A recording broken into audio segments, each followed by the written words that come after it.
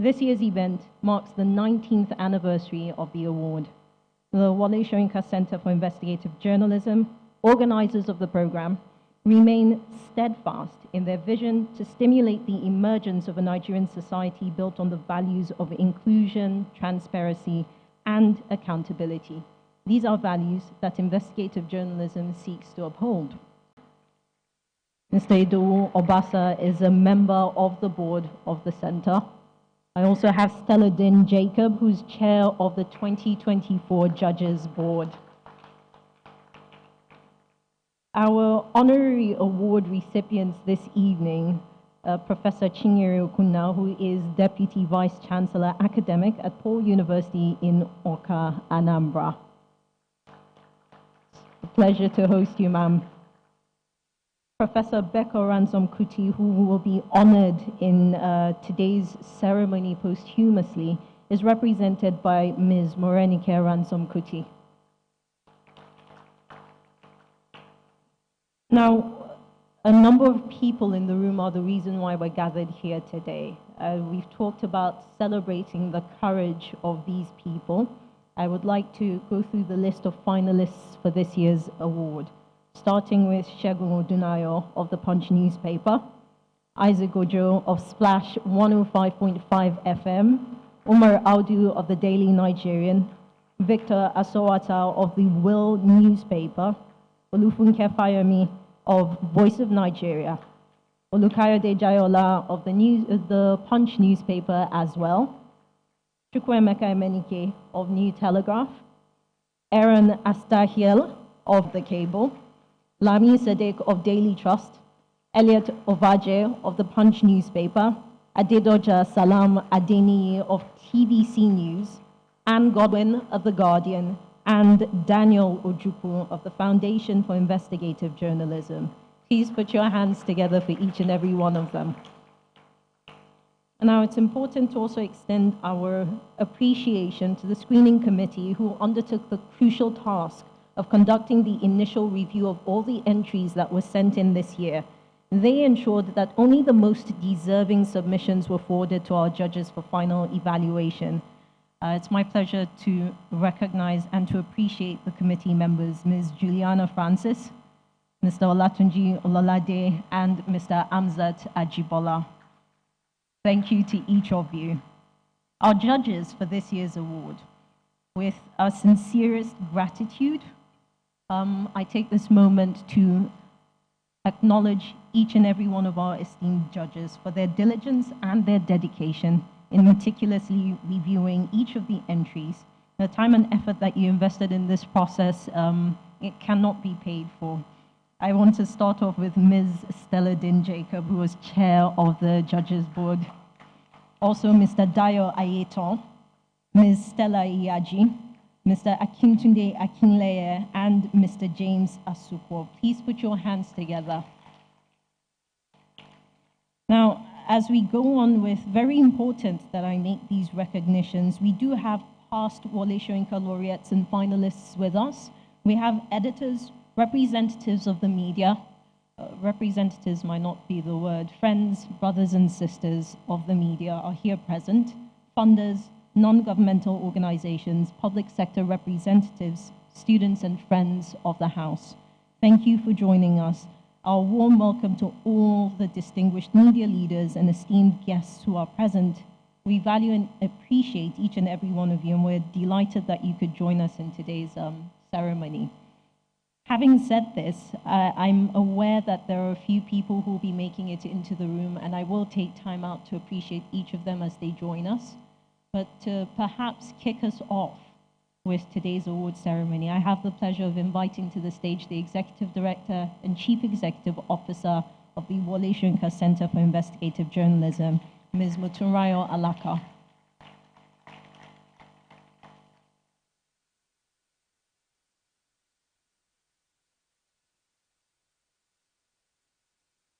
Thank you, Nabila. Good evening, everyone. Welcome to the 19th Wole Soyinka Award for Investigative Journalism. We are 1 year shy of 20. Yes, thank you.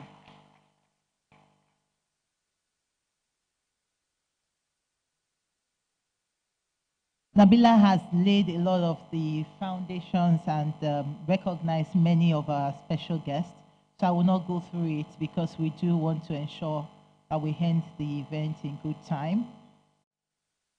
But just to remind us that we're here to recognize and celebrate courage and fearlessness and the capacity of journalists to do thorough work despite the challenges that they face. So we are very happy to have the finalists for the award this year in the room. Congratulations again. In recognizing the invaluable work of these journalists, to hold government accountable, and we also recognize that they face a lot of countless risks and attacks. In recent times, investigative journalists have been arrested and detained for doing their work. I will name some people, as you can see behind your program. Nuruddin Akewu Shola of the International Center for Investigative Reporting was summoned by the Nigerian Police Force Crime Cyber Center in May 2024. The summons followed allegations of cyber stalking and defamation linked to his investigative report exposing corruption within the law enforcement. Segun Latunji, a former editor of Fox News, was detained and allegedly tortured by the Nigerian military authorities following a story alleging misuse of public funds by a government official. Similarly, Daniel Ojukwu, a journalist with the Foundation for Investigative Journalism, was arrested on May 1st, 2024, by the Nigerian Police Force Cybercrime Center in Abuja over his investigative piece.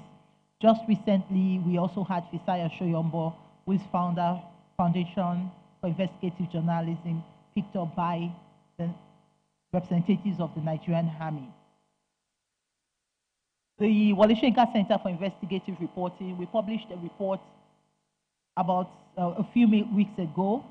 It is our journalism and civic space report, which monitors news reports on issues of civic space and monitors who are the actors, what are the infractions that are committed, what are the issues that are coming up.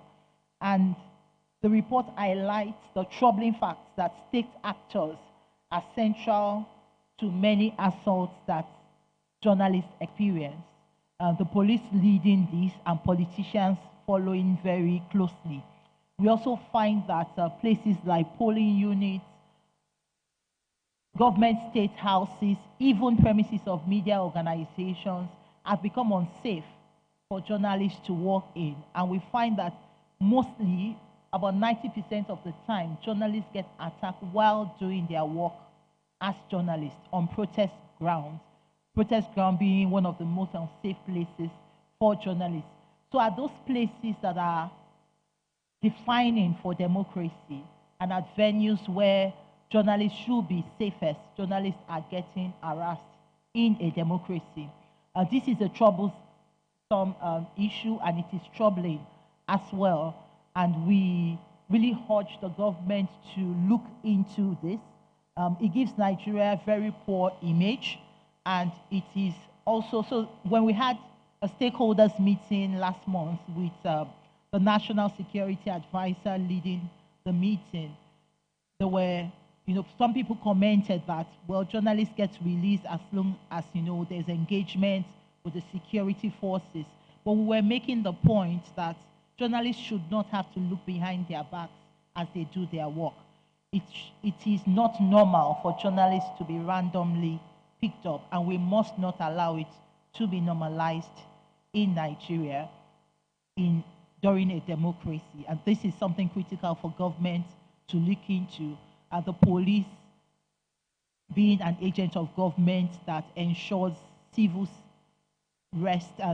safety in the domestic arena of the country must lead this process too. We're going to do more stakeholders meeting about ensuring better mutual understanding between the police and journalists and other security agencies. But just to underscore that we must not normalize harassment of journalists in Nigeria. So we are closing this. This event is a closing event for our annual Amplified In-Depth Media Conference and Awards. For the last 2 days, we have been having conversations on media credibility, investigative reporting, and artificial intelligence.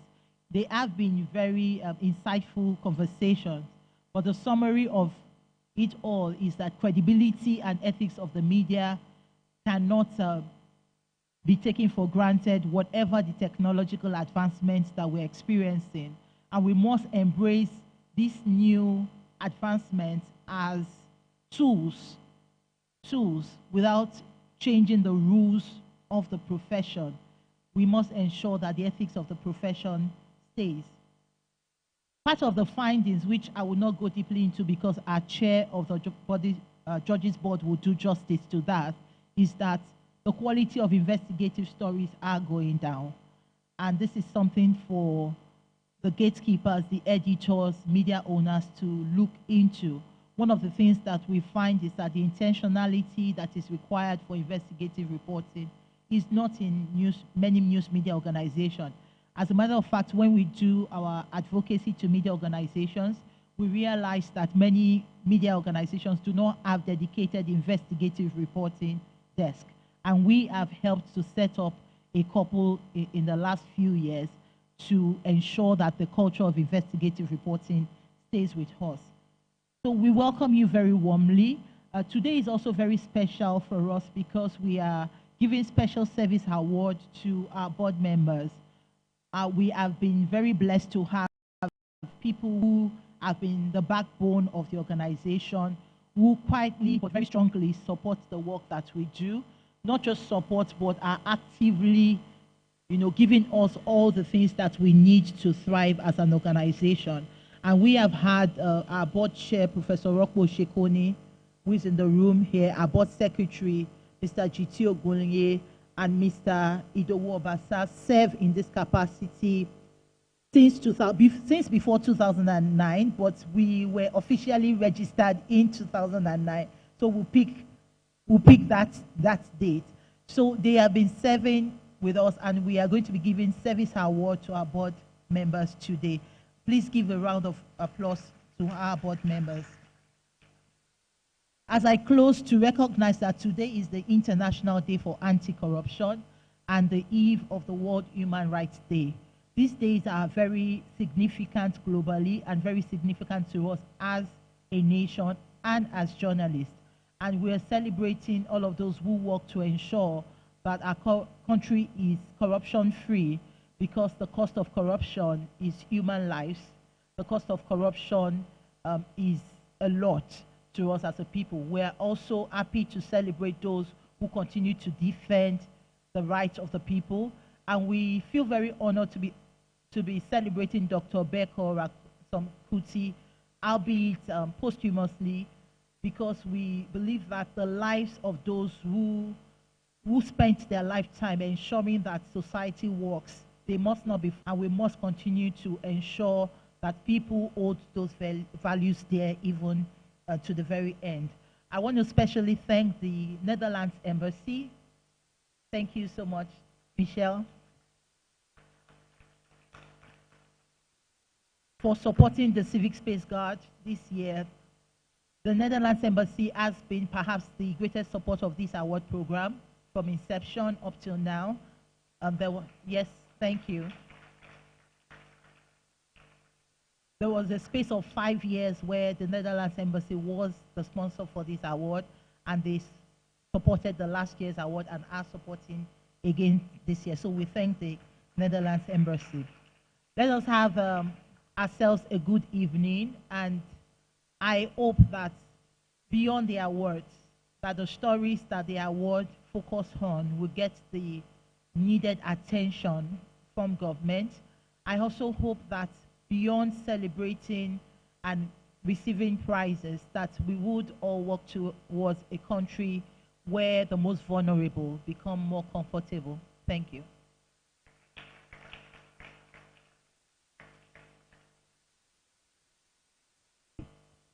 Thank you, Ms. Alaka, for your opening remarks. And while she was speaking, we had Mr. Jite Ogunye, who is the board secretary for the Wole Soyinka Center for Investigative Journalism. He walked in with his spouse. Welcome to both of you. And also the board chair is here with his spouse as well. Professor Shakoni is here with his wife. Thank you so much for joining us, ma'am. In the closing of her remarks, Ms. Alaka highlighted the role of the Embassy of the Kingdom of Netherlands in supporting these awards, supporting the journalism space. And right behind me, you will notice that at the top, you will find the logo of, or rather in this case, it would be the coat of arms for the Kingdom of Netherlands right next to the logo of the center. So very important to simply acknowledge the work that they have done. And perhaps to expand on this a bit more, I have the pleasure of welcoming to the stage the Consul General of the Embassy of the Kingdom of Netherlands here in Nigeria. Please put your hands together for Mr. Mitchell Dillon.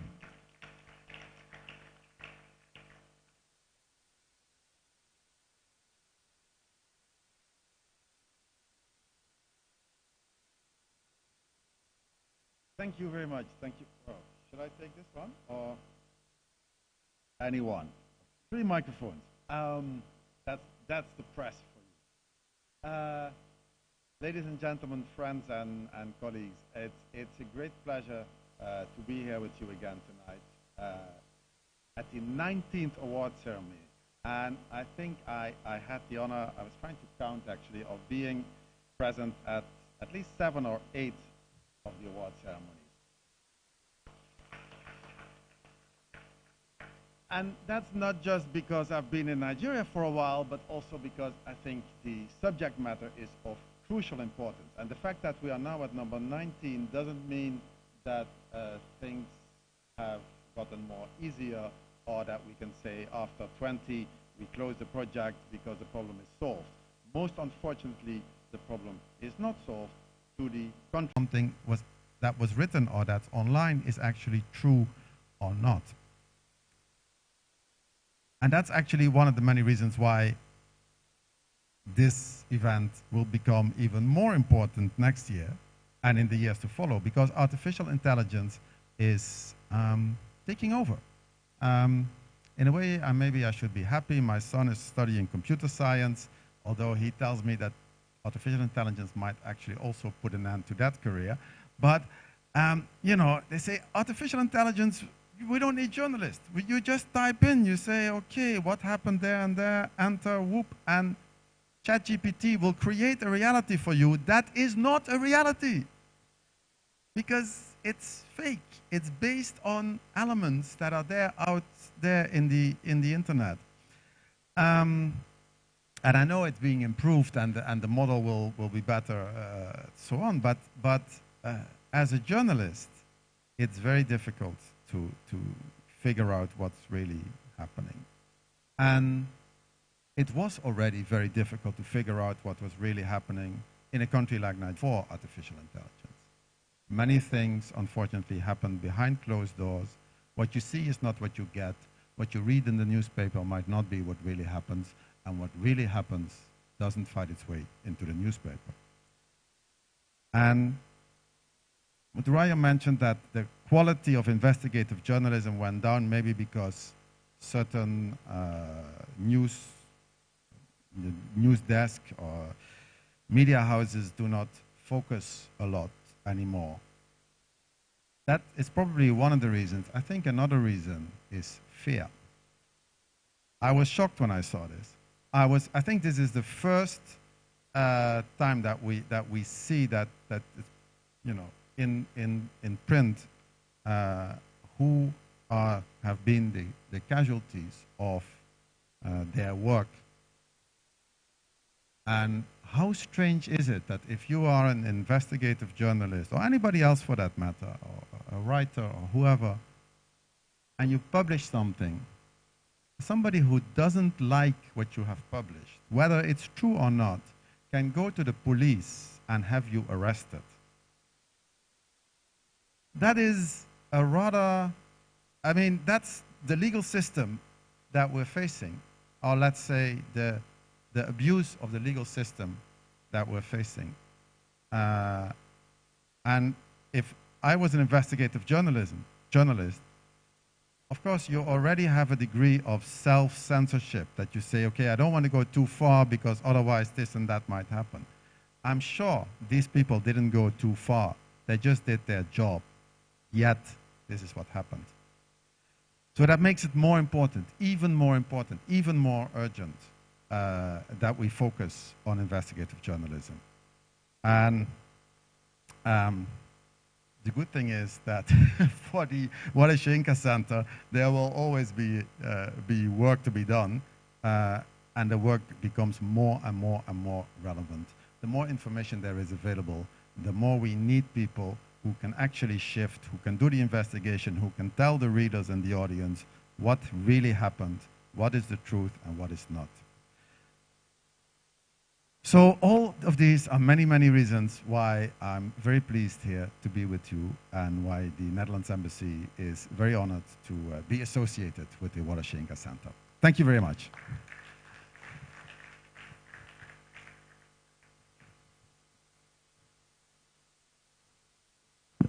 Thank you, Mr. Dillon. In his remarks, he speaks about the truth, right? And I think in today's age, the focus on artificial intelligence continues to essentially push the boundaries, right? What do we describe as truth? And what we're seeing today is beyond the use of state-sanctioned agencies, beyond human rights violations. Today, journalists are up against the people who are the recipients of your reports. They are also pushing and testing what exactly is the truth, right? And that's what we are contending with. I'm not certain what the next age would be if artificial intelligence is taking away computer science as a relevant field in the world. But I do want to once again say a thank you to Mr. Mitchell Dillon, who is Consul General at the Embassy of the Kingdom of the Netherlands in Lagos, Nigeria. Without further ado, this evening we proceed with tonight's celebrations. And earlier, Ms. Alaka had mentioned a few people who will be recognized for the work, the invaluable work that they have put into these awards. The service that they have given to the Wole Soyinka Center for Investigative Journalism and this specific award. And this is dedicated to members of the Wole Soyinka Center for Investigative Journalism Board. They've provided visionary leadership and expert guidance since 2009. Their strategic oversight, mentorship, and counsel have been instrumental in enabling the center to stay true to its mission and uphold the highest standards of ethics and operational efficiency. And it's important for me to say here that these aren't my words, right? This comes from the center, from the Wole Soyinka Center, just to highlight why it is important that these people are being recognized here today. So I have the pleasure of inviting to the stage two people who will be presenting these awards. The Executive Director of the Wole Soyinka Center for Investigative Journalism, Ms. Motunrayo Alaka, as well as the editor for the news, Mr. Kunne Ajibade. Please put your hands together as they make their way to the stage.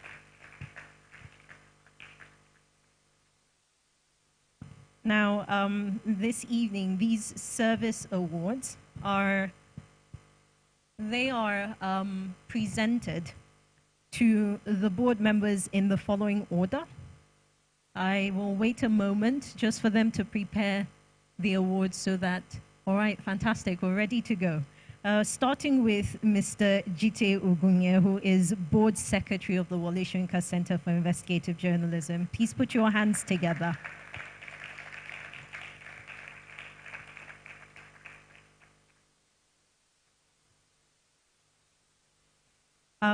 Another person who should be receiving an award this evening but is unfortunately unavoidably absent is Mr. Idowu Obasa. He's a board member at the Wole Soyinka Center.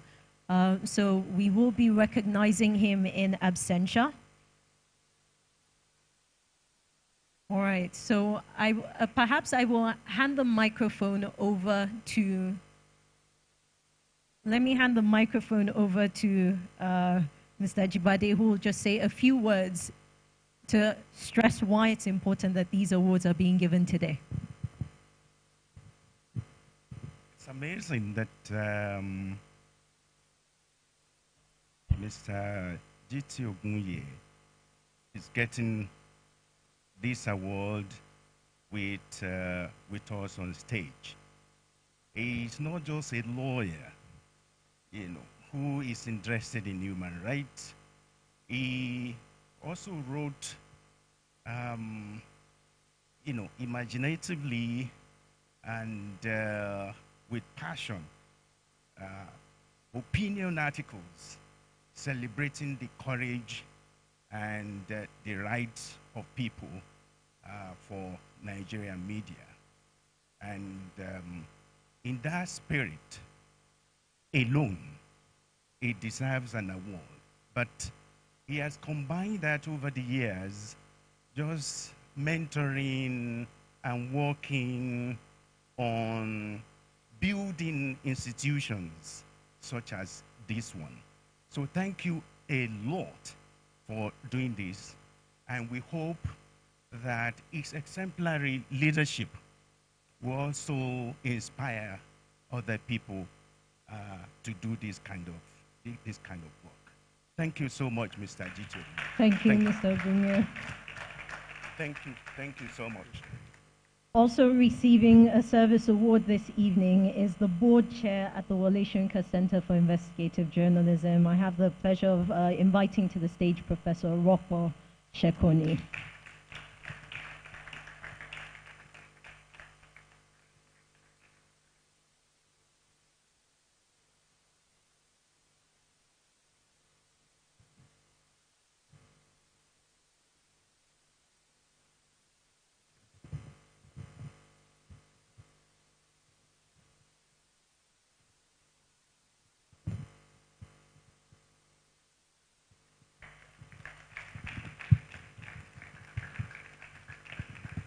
It's not a surprise at all that Professor Rocco Shekoni is getting this award.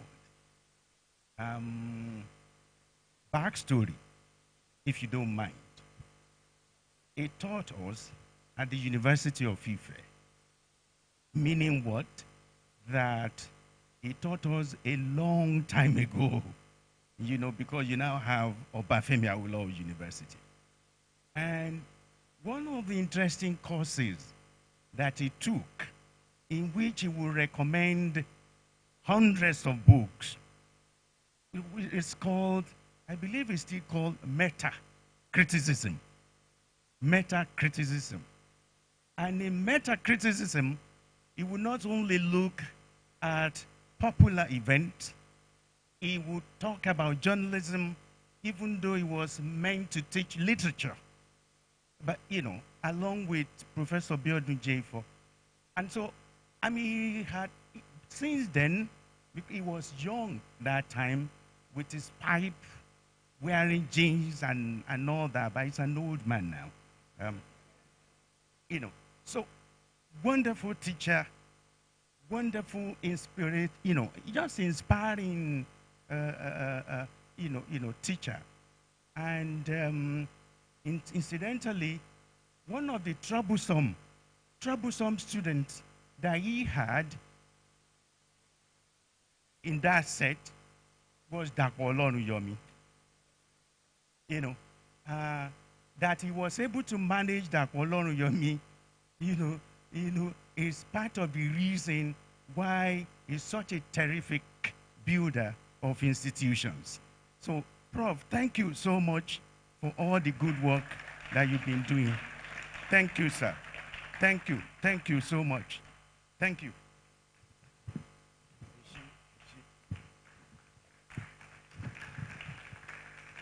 A celebration of legacy. And Mr. Jibade, thank you for those words regarding each of our recipients this evening. Thank you, sir. Thank you.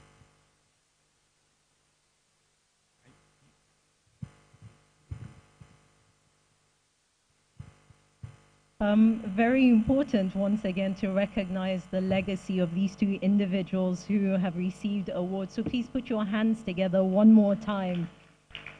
Mr. Jiti Ogunye, Professor Rokbo Shekuni, and of course Mr. Idowu Obasa, who is being acknowledged in absentia. Now, this evening, we have two categories of awards that will be presented over the next few minutes. But before we go into what will be the first category we're going into, the category awards is what it's described as, right? There are 6 categories this evening. I have the pleasure of welcoming to the stage the board chair, who will be sharing remarks. And I'm almost certain that these remarks will cover the quality of the entries that were received this year. As you heard earlier, Ms. Alaka had already hinted at some of that in her statement when she said that, look, the quality has essentially reduced over the years. And the hope is that in these remarks which we shall hear, we shall identify what is the foundation for fixing this drop in quality and building upon it from this evening going forward. So please join me in welcoming the chair of the 2024 Judges Board for the Judges' Comment, Ms. Stella Din Jacob.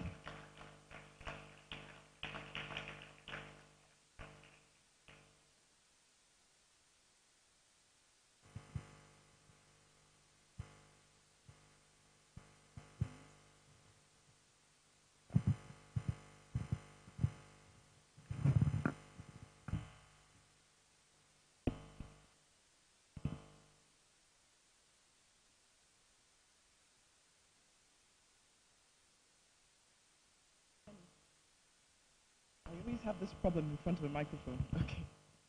Can you hear me? Good evening, ladies and gentlemen. Consul General of the Kingdom of the Netherlands, Public Affairs Section, distinguished guests, members of the board of the Wole Soyinka Center for Investigative Journalism, the CEO and her dedicated team, and members of the Fourth Estate of the Realm, and my distinguished fellow judges. It is my privilege to welcome everyone here tonight to be part of this award ceremony celebrating excellence. It is yet another reminder of the pivotal role that journalists play in shaping, molding, and disseminating information, and most of all, holding to account anyone who we repose public trust in.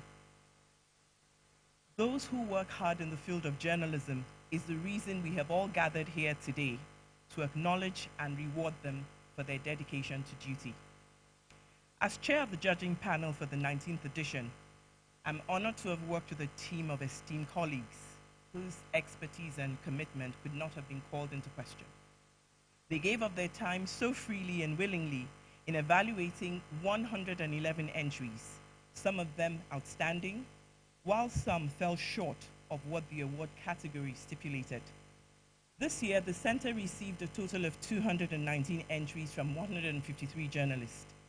45 of them were female, representing 29.4%. 108 came from male journalists, representing 70.5%. In total, 191 entries were sent to the screening committee, and this was narrowed down to 111, which came to the judges. And in the course of this year's exercise, many entries did not make the cut for a few reasons. Some basically lacked the most obvious element, investigation. Some of the entries showed a disconnect between the journalist on the field who was telling the story and how much of themselves they put into investigating that story in ensuring that there was a connect with anyone who was either watching it or reading it. Other entries were feature stories that had all of the elements but were inappropriate for this category of award. As we gather here again tonight to celebrate the best of the best in media excellence, we're again faced with a number of issues that must be addressed. Today's world of artificial intelligence has demonstrated its disruptive tendencies.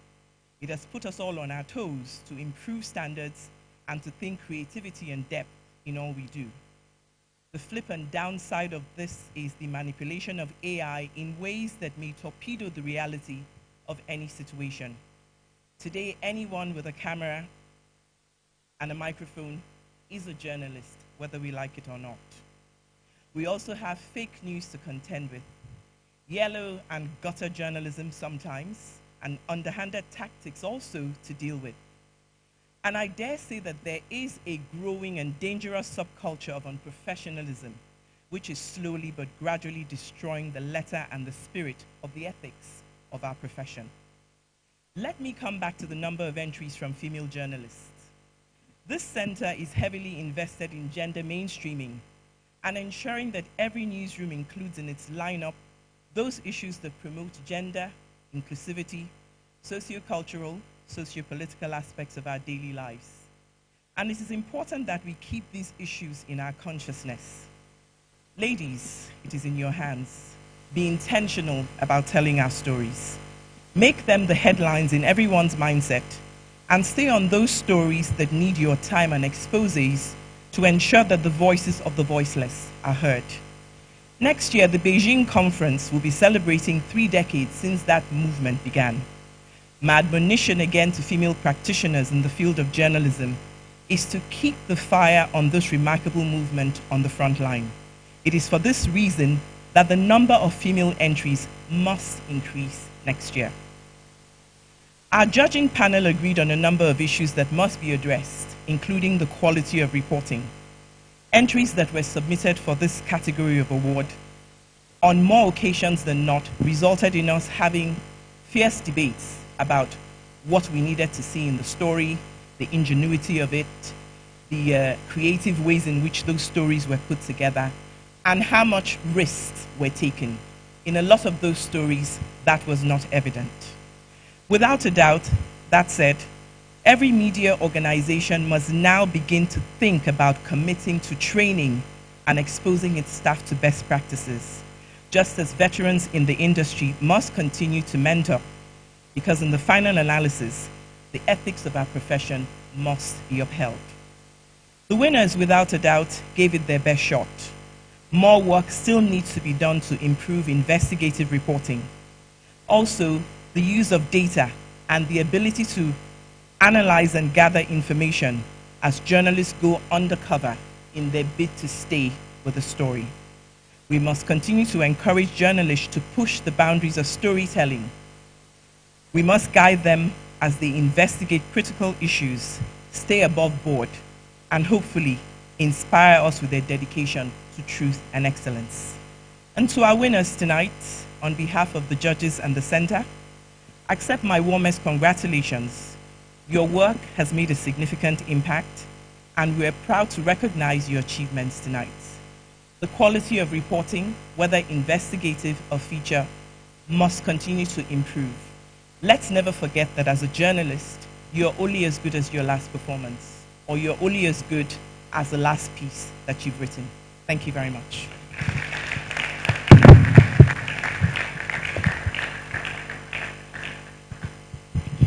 Thank you, Ms. Den Jacob, for your remarks. And it's important that we hold on to the words that she has shared with us today as we go into the category awards, right? Because it really keeps in focus for us what exactly the judges considered when they decided on what is the final list. So I'm asking and I'm imploring us that we simply remember highlights, right, of Ms. Den Jacobs' remarks on behalf of the judges this evening. Now, we do have 2 categories of awards, like I had mentioned earlier, and the first being the category awards. There are 6 of these categories, and just to quickly reel them out, we have the online category, the radio category, television, photo, editorial cartoon, and print. We'll go through these awards and then come to the honorary awards this evening. Now, the 2024 awards will be starting off with commended works, right? So I will be starting with, in each category, those who were shortlisted, who is commended by the board and the awards this year. And then we will go to the runner-ups, right? Or is that runners-up? Runners-up. Thank you. I assume that there's quite a few English teachers in the room. And then finally, the winners for each category. Those who are commended and are the runners-up in each category will be receiving a certificate and a cash prize. And the winner will be receiving an award plaque, a certificate, a cash prize, as well as an international trip. All right. So I want to make a quick joke about how the exchange rate is not cheap. So when you hear international trip, you perhaps should applaud. Thank you. All right, so we will be kickstarting the award ceremony, starting off with the online category. Each of these categories, the winners will be allowed to make very brief remarks, very short remarks on behalf of their colleagues and those who are recognized in each entry. And I'll be starting off this evening by calling up the person who will be helping to present the awards for the online category. I have the pleasure of welcoming to the stage, back after leaving just a few moments ago, Ms. Stella Din Jacob, who is the 2024 Judges Committee Chair. She will be presenting the awards for the online category. Please put your hands together as she returns to the stage. So, in the online category this evening, published by the Daily Nigerian on the 30th of December 2023, the story Undercover, How Daily Nigerian Reporter Bagged Cotonou Varsity Degree in 6 Weeks, Participated in NYSC Scheme. This story exposed the fake degree certificates from universities in Benin Republic to buyers in Nigeria. The investigation by Umar Audu revealed how fraudulent degrees infiltrate critical sectors such as healthcare and security. Through an undercover operation, Audu obtained a fake degree from École Supérieure de Gestion et de Technologies. Perhaps there's a French speaker in the room. He obtained this degree within 6 weeks. This expose led to reforms, including the suspension of degree accreditation from Benin Republic and Togo. In recognition of his courage and impactful journalism, Umar Audu is commended today in the online category of the 2024 Wole Soyinka Award for Investigative Reporting. Please put your hands together as Mr. Audu makes it to the stage.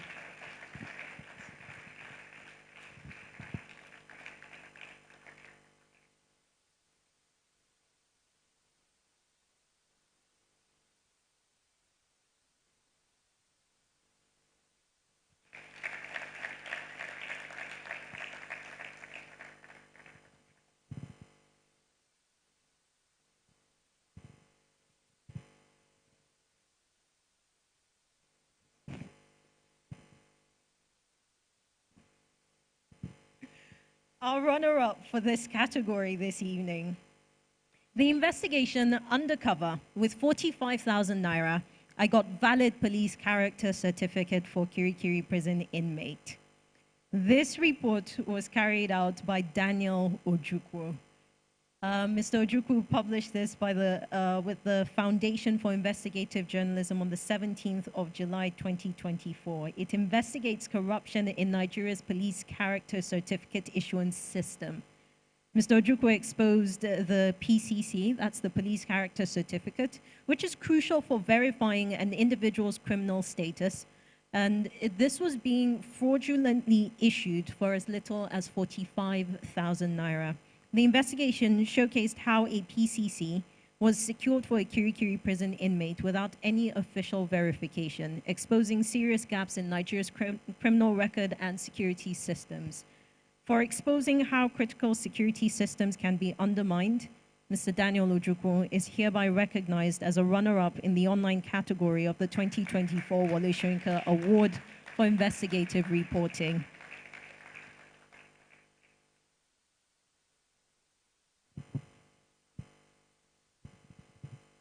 I am informed that Mr. Ojukwu is receiving this award in absentia.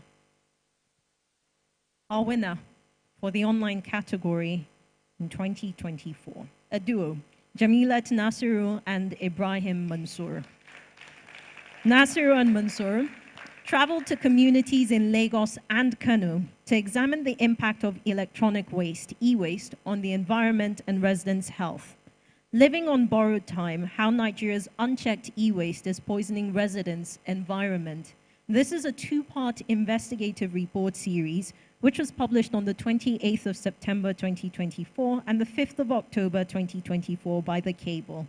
The report documents the severe pollution caused by the improper disposal and burning of e-waste, which releases toxic chemicals into the air, water, and soil, for their commitment to addressing an urgent environmental and public health crisis. Jamilat Nasiru and Ibrahim Mansour are recognized as winners in the online category of the 2024 Wole Soyinka Award for Investigative Reporting.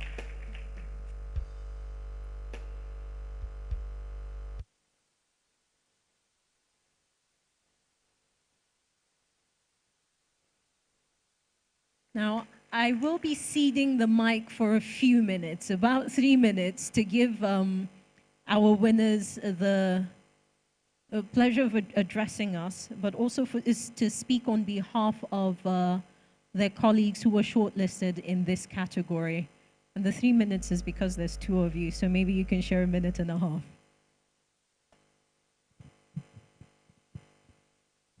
Thank you so very much.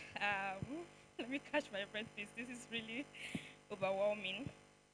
We want to thank, first of all, God for this opportunity, and we also thank the International Women's Media Foundation for supporting and funding this very important story. And like Mrs. Boturaya said earlier, I think the highlight of this award for us is that we hope that the stories that we have reported in this project gain the necessary attention that it deserves. Unlike hardcore or very deep investigations about corruption and things like that, this is a story that affects each and every one of us, including everybody in this room. So you might start by wondering that the phones you're holding, your iPads, your electric bulbs, your cable wires, when they get old, what happens? That is the story that is the question that I'll be leaving each and every one of us with this evening. I think you can start from there and then go ahead to read the story and see that one way or the other we are endangering our lives. So thank you very much. Thank you. We are grateful for, please, we are very grateful to the Wole Soyinka Center for Investigative Journalism for this recognition. It means that the work that we do is important and we appreciate this recognition. Thank you. Thank you, Ms. Din Jacob. All right, our next category is one that I am particularly partial to, is the radio category. And I'm partial to it generationally because my father was a radio man as well. So I will be starting off by inviting to the stage the person who will be helping us to present the awards today. Mr. Shemiu Okalon is publisher of NPO Reports. Could you please put your hands together as he comes to the stage to present the category this evening?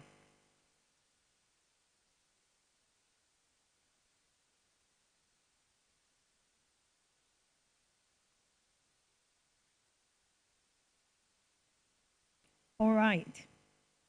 So I will be calling our recipient up on stage.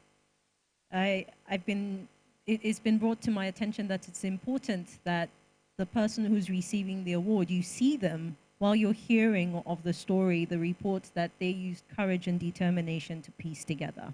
So please, join me in welcoming to the stage Isaac Ojo. Mr. Ojo is commended this evening by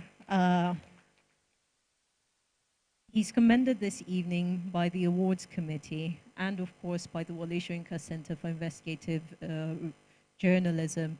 Now, I will have to wait a little so that he makes his way to the stage front and center and you can see him properly. And there you have it. Mr. Ojo, his piece was broadcast on the 30th of August 2024 on Splash 105.5 FM in Ibadan, Oyo State. The investigative report, understaffed and overworked, the dire state of Oyo State's primary healthcare system. This report exposes the dire state of healthcare in Oyo State, and it reveals staffing shortages in primary healthcare centers, PHCs, across Oyo, which hampers healthcare delivery to residents. The report highlights how healthcare workers in PHCs are overburdened and unable to meet the needs of their communities. For his investigation into the root causes of the staffing crisis and its impact on public health, Mr. Isaac Ojo is hereby commended in the radio category of the 2024 Wole Soyinka Award for Investigative Reporting.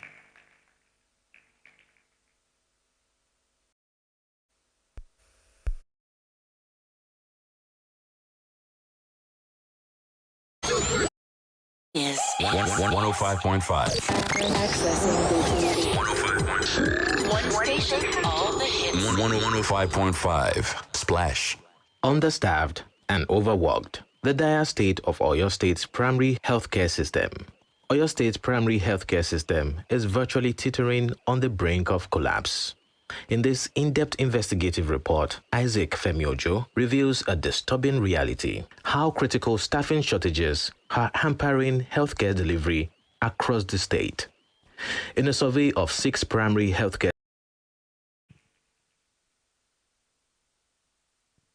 All right, our runner-up for the radio category this evening.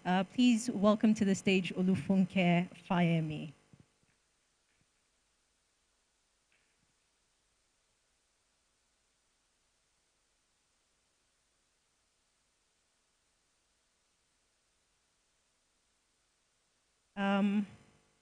Perhaps to make it easier and smoother for our next category, I'm still going through the radio category, but if you've been shortlisted for the television category, it would be easier if you are halfway across the room to perhaps inch a little closer to the stage. That way, you won't feel so conscious as you make your way down. All right, there you have it, Ms. Fayemi, offering a touching follow-up. The investigative story, Girls in Okobaba, 6 years after, revisits the lives of girls in the Okobaba destitute camp in Lagos. This investigation was broadcast on the 6th of February 2024 by Voice of Nigeria. It was produced by Olufunke Fayemi and highlights the plight of the girls. The report details the challenging conditions faced by residents, particularly young girls in the camp, housing over 10,000 people in crumbling, overcrowded accommodation. It also exposed how many girls have little or no access to education, healthcare, or basic hygiene facilities. For her commitment to highlighting the plight of the girls in Okobaba, Olufunke Fayemi is recognized as a runner-up in the radio category of the 2024 Wole Soyinka Award for Investigative Reporting. Still remain in that place, the system is a structure. You are making them swim against the current. They may not go too far. And that's what you are witnessing 6 years after. Dare Dairo, there on Life of Girls in Okobaba, a destitute camp located in Lagos State, founded over 30 years ago. Michelle Obama said, "The future of our world is only as bright as the future of our girls." And it is with that I welcome. This evening, it is perhaps I have a personal affiliation to radio, which is why the radio category has a small K-leg, maybe a big K-leg. And for the sake of transparency, I will be lifting the sheet up for you to see that there is no winner for the category. And were you just applauding no winner for the category? All right, so I've been informed that the reason why there's no winner for the radio category is these awards and the placements in each category are on a basis, on a points basis.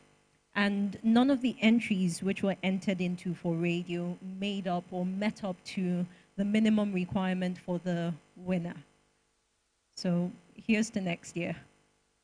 Right. Thank you to the board, the judges who stuck with essentially the set down rules, the laid down rules. And it's important to say this because typically when something like this comes up, you start to consider, should you tweak the rules in order to ensure that there is a winner for the category? So they've upheld the principles of integrity, ensuring that these awards remain across the board. And this means that for every year in 19 years, every person who has been a winner has been judged on the same basis, the same merits. So once again, I just want to acknowledge the work of the judges for 2024. The television category, I've got the pleasure of inviting veteran broadcast journalist Bimbo Oloyede. Ms. Oloyede comes up to the stage to help present the awards for the television category. And can I see our shortlisted awardees for the TV category? A wave of the hand, perhaps. Fantastic. All right.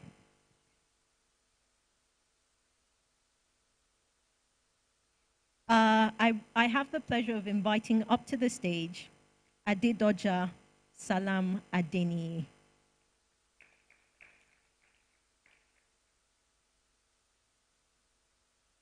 For my Yoruba people in the room, did I pronounce that first name properly? Thank you. I might take up residence in Osun State very soon. On the 9th of February 2024, 12-year-old Aminat Elege, a student at Adam Yakubu Memorial High School in Lagos State, was injured when a police tear gas canister allegedly struck her in the eye during a police operation. The incident is the focus of the three-part investigative report by Adedoja Salam Adeni. It aired on TVC News on the 24th of March 2024, the 5th of April 2024, and the 23rd of April 2024.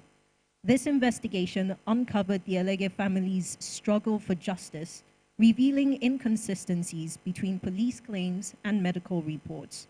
The story also explored the emotional impact on 12-year-old Aminat.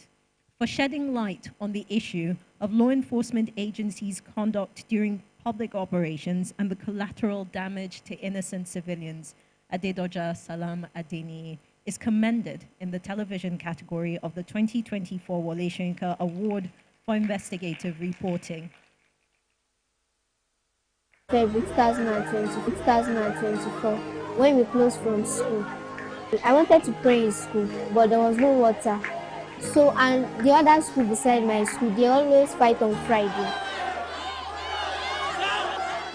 So I waited, let them fight finish. Then and I came outside to go and pray when they already called Salat prayer. When I went to go and pray, the police now came and they started shooting tear gas. And I hide beside one car so that it will not meet me. Immediately I want to run inside the mosque. The tear gas. Moving on, still with our television category, our runner-up this evening is Ms. Lami Sadiq. Please put your hands together as Ms. Sadiq joins us up on the stage.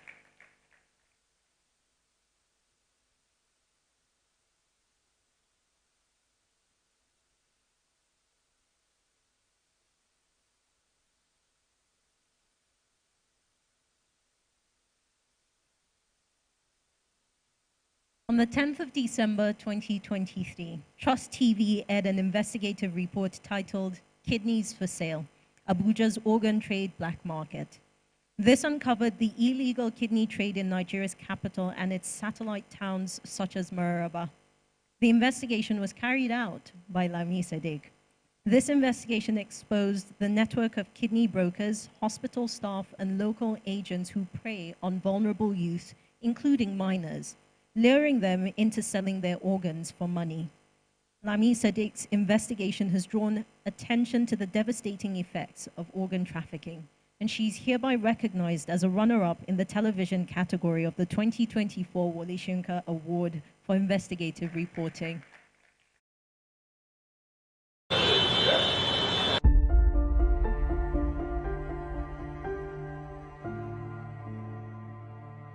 A dark trade is thriving here, in the heart of Mararaba, a bustling satellite town that stretches into Nigeria's Federal Capital Territory. Mararaba sparks the density of street vendors, vehicles and motorcycles that provide a mixed recipe of chaos, low life and vigor.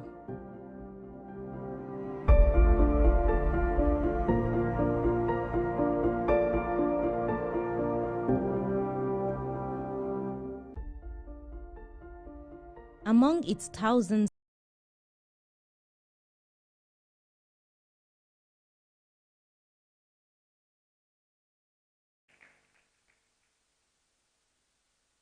For those of you wondering, this is an Adamawa name. Adamawa people are the ones who have Hyel, Hyel, somewhere in their names.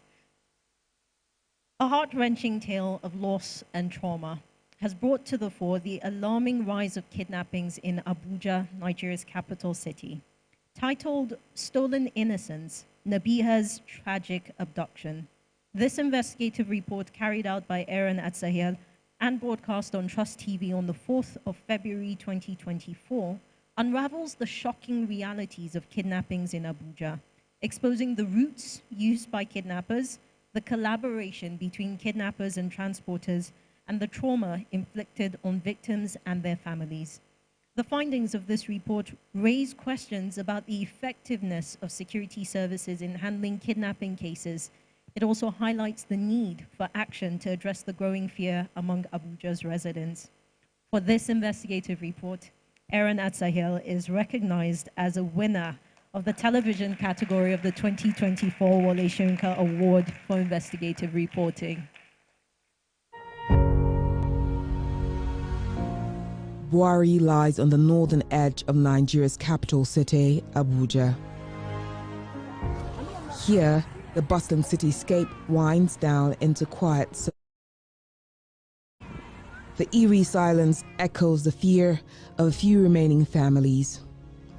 The once up-and-coming area is now deserted, as residents became easy prey for kidnappers.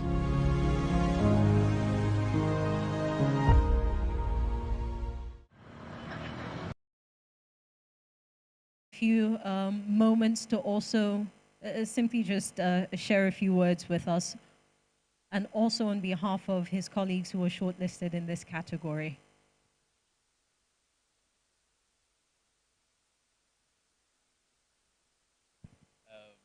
I'm really overwhelmed, actually. So I first of all want to thank the organizers of this event. It's actually a surprise for me. Yeah, I must say this is my first award with Wole Soyinka. Yeah. And you know, there's actually a problem in Nigeria that have been overlooked over the years, and this is just one instance out of many I can see. And to tell you how this is affecting homes in Nigeria, this is actually in Abuja. That's the Federal Capital Territory, and you can tend to wonder if such acts can be carried out in the Federal Capital Territory. Then how about other states? How about bordering states where they have less security? Let me say that. So, and even in that location, actually, where I did the story. There are other kidnapping activities, but I just highlighted this as one out of many that have been happening in those areas. And I don't want to talk much, but thank you so much, and to my colleagues and to people that have supported me to carry out this investigation. I really want to say thank you, and I really appreciate it. Congratulations to each of our awardees in this category. Thank you, Ms. Oloyede. All right, our fourth category this evening is the print category. And joining me to Southwest Governors. For the report, Mr. Odunayo accompanied an Amotekun team in Ondo State on a forest operation. The experience provided him with a first-hand view of the harsh realities faced by the officers, including movements through difficult terrain and severe weather conditions. This in-depth account offers an insight into the struggles and limitations faced by Amotekun officers and other security agencies in their fight against insecurity. For this, Segun Oduayo is hereby commended in the print category of the 2024 Wole Soyinka Award for Investigative Reporting.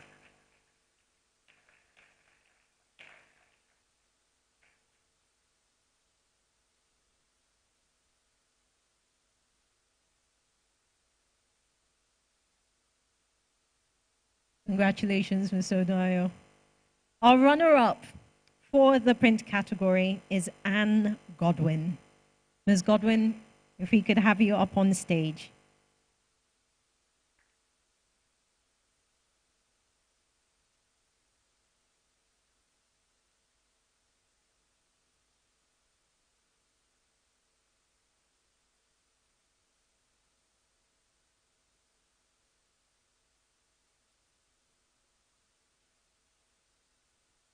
Inspired by the emotional trauma of witnessing widespread malpractice at the Intensive Care Unit, ICU, of the University of Port Harcourt Teaching Hospital in Rivers State, Nigeria, Anne Godwin launched an investigation that uncovered disturbing acts of corruption and neglect within the facility.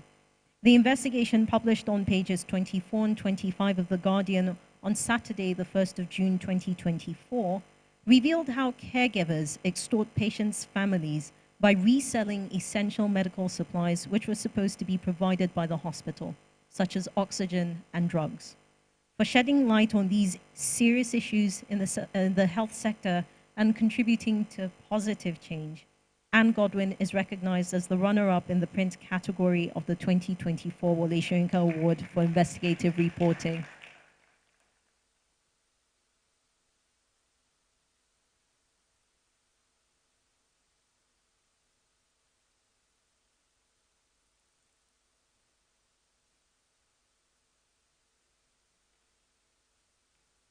The winner of the print category, and I assure you that it is not, it's not a typo. I have the pleasure of welcoming back to the stage Ms. Lami Sadiq.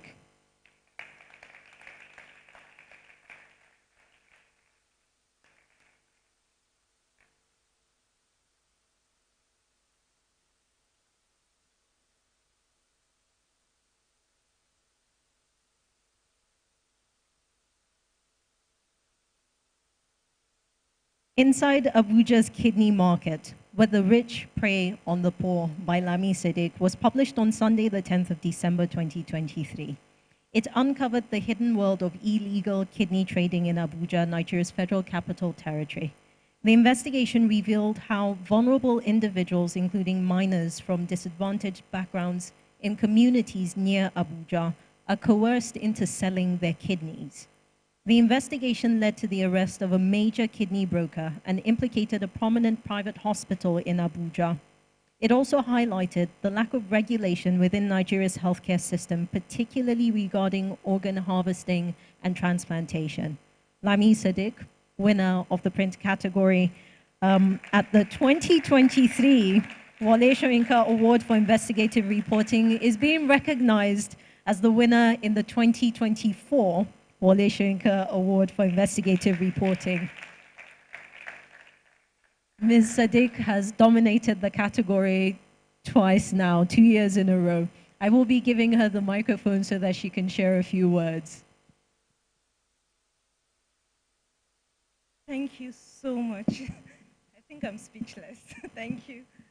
I just want to say thank you so much to the Wole Soyinka Center for creating this platform to not just recognize good work, but to also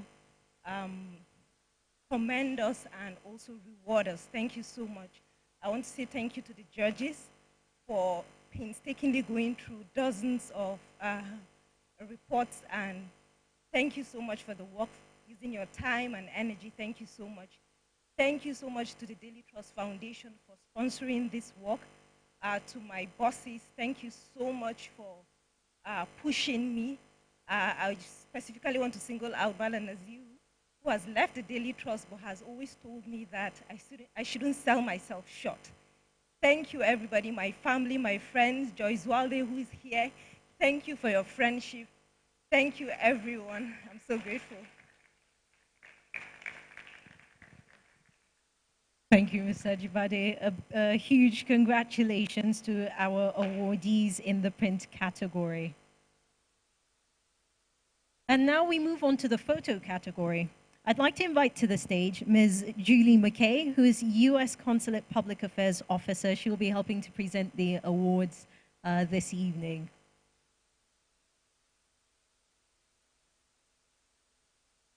All right, so we start off the category with the commended work. I have the pleasure of inviting to the stage Elliot Ovaje. I'm tested this evening by Nigerian names from across the country, so it is my sincerest hope that Ovaje is the right pronunciation of that name. I've gotten a few nods across the room. That's encouraging. Thank you.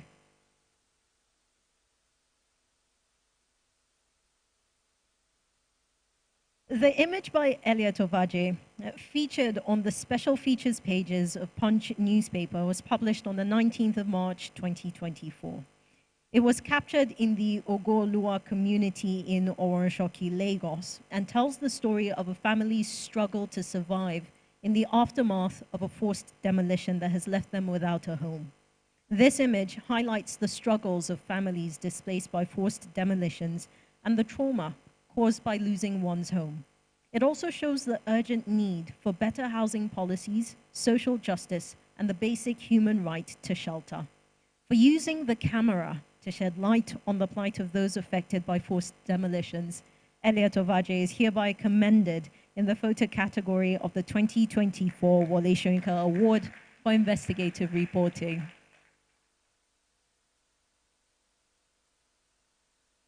Congratulations, Mr. Ovaje.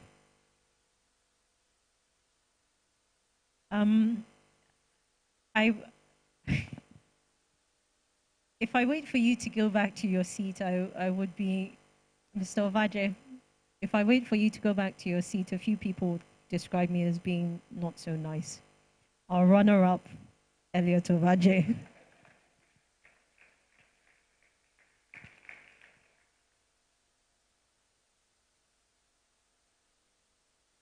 Elliot Ovaje, yet again, tells another powerful story through his lens.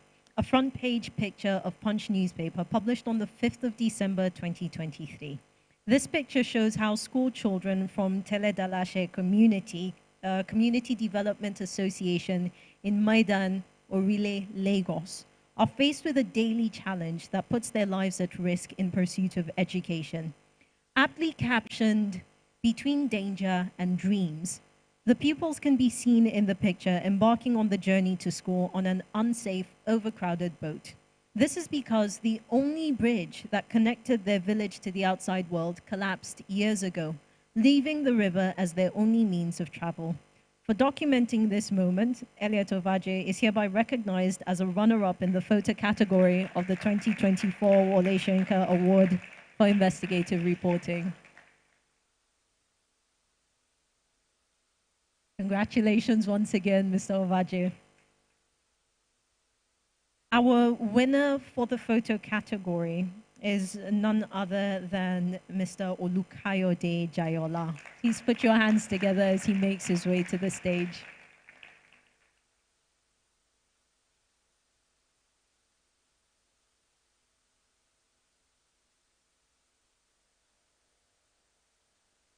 In the heart of Abuja, a stark contrast exists between the city's wealthy areas and the struggling communities.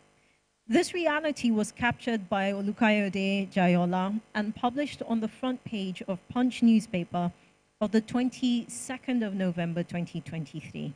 It is the image of school children attending classes in makeshift sheds, surrounded by dirty conditions and unpleasant smells from nearby refuse dumps in Abuja. The photograph highlights the neglect faced by children in underprivileged areas, where the promise of education is overshadowed by inadequate infrastructure, health risks, and the absence of basic amenities.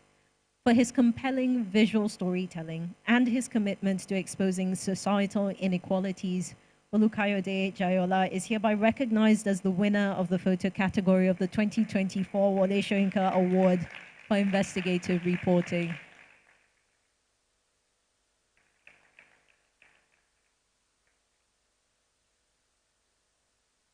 Mr. Jayola will share a few words with us. I half expected someone who stands behind the camera to say that they don't hold the microphone.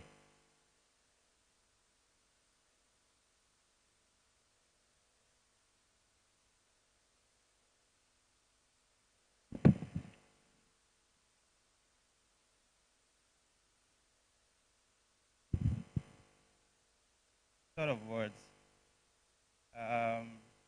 Let me just speak to my work. I think I come from I'm privileged to have gone to school. One who came from,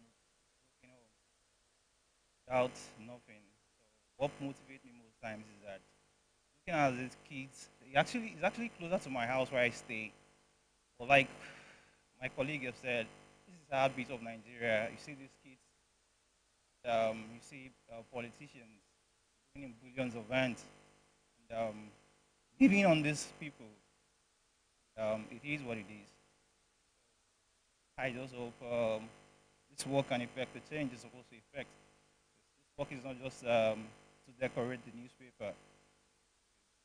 This is something the government needs to work on, and I'm sure this thing has been done over the years, has been reported over the years. Change the heartbeat of Nigeria. So I pray get better someday. And to my other colleagues, the runners of Elios, you've done so well. And we hope to see more of this coming years. And I hope this work just affect the change. Well, part of the change that it has affected, the school was demolished, and the minister has asked them be given a building, and the building is under construction right now. So I hope they do better by this. So I dedicate this award to my boy, Olanrewaju Jayola, and to my mom. Thank you for being there for me, and thank you for raising a champion. Congratulations. A man of few words, but certainly a man of heart and impact. Congratulations to every one of our awardees in this category, and a thank you to Ms. McKay for presenting the awards. Our final category under the category awards this evening is the editorial cartoon. And I have the pleasure of welcoming back to the stage the Consul General of the Kingdom of the Netherlands in Lagos, Mr. Mitchell Deline, who will be presenting these awards. Please put your hands together as he makes his way back to the stage.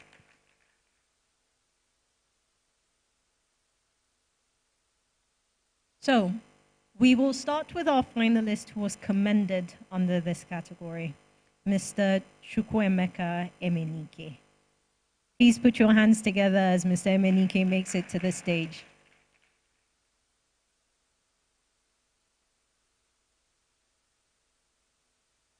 Published on the 6th of November 2023, the cartoon Tighten Your Belts by Chukwuemeka Emenike, senior cartoonist at New Telegraph, highlights the glaring disparity between the sacrifices demanded of ordinary Nigerians and the privileges enjoyed by political elites.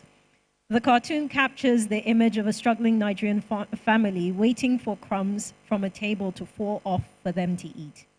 In stark contrast, the background reveals grinning lawmakers indulging in luxury, whining and dining without a care, highlighting the disconnect between their reality and that of the masses. For spotlighting the widening gap between the leadership and the citizenry, and for creatively criticizing the insensitivity of the privileged class, Chukwuemeka Emenike is hereby commended in the editorial cartoon category of the 2024 Wole Soyinka Award for Investigative Reporting.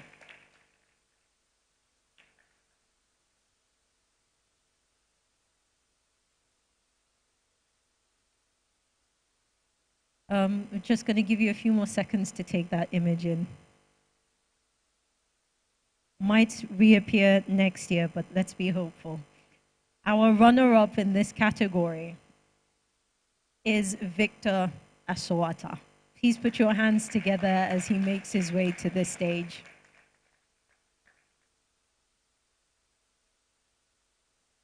Mr. Asowata, I'm compelled to ask you whether it is Asowata or Asowata. Thank you very much.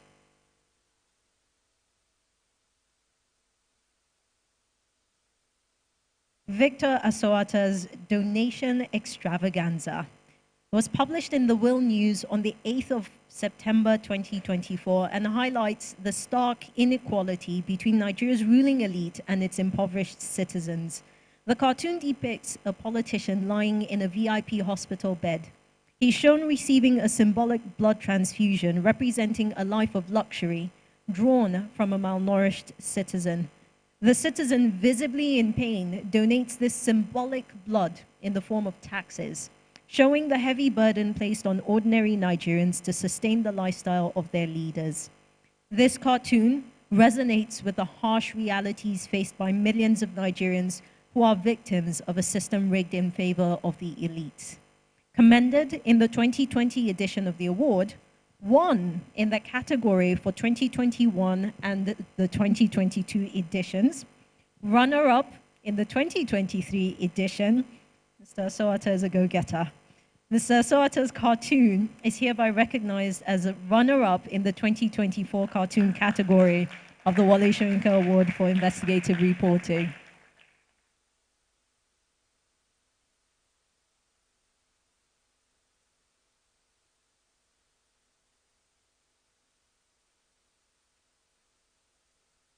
Congratulations, Mr. Asowata.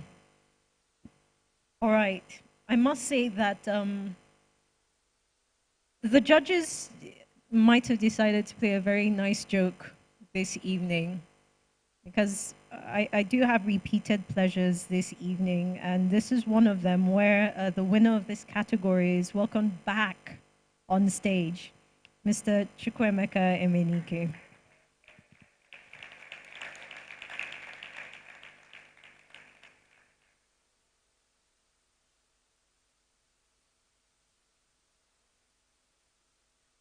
Published on the 2nd of May 2024 in New Telegraph. This cartoon by Chukwuemeka Emenike satirizes the irony of banks experiencing cash shortages at their ATMs while simultaneously providing cash to POS operators.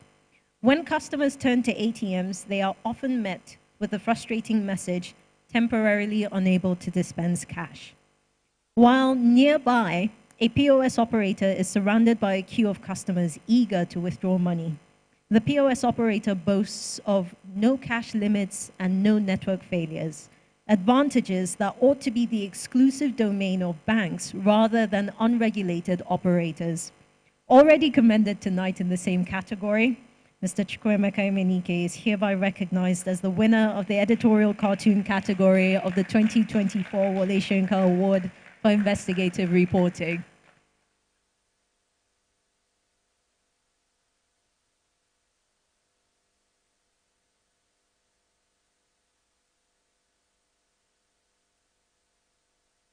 Thank you, Mr. Deline. I will give Mr. Emenike the chance to share a few words.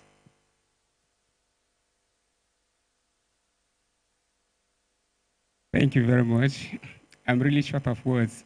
As I am now, my voice is almost cracking because I didn't expect it. First of all, I will thank the Almighty God because all cartoonists are artists, but not all artists are cartoonists.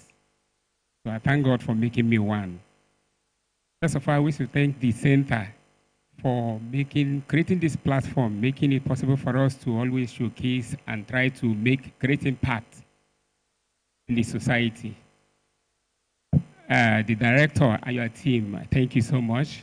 And also the Netherlands Embassy that have continued to give this support for it because not every time that you see group or center or any society, a group trying to support this kind of a thing. We have the funding and the backup. But that of Center, Wole Soyinka Center is different. I think all of you gathered here, the judges, my family have been there for me. Even when I got commendation and when I did not win, they keep on supporting me. My colleagues at New Telegraph newspapers, like my immediate boss seated there, Aliu Eroje, thank you so much, and all my editors and those people in my office. I thank you all. Thank you very much.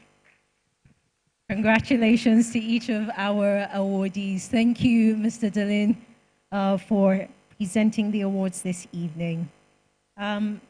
Now, I will take a moment. For those of us who have attended previous editions of the Wole Soyinka Award for Investigative Reporting, we're used to one person who is singled out and recognized for their outstanding work.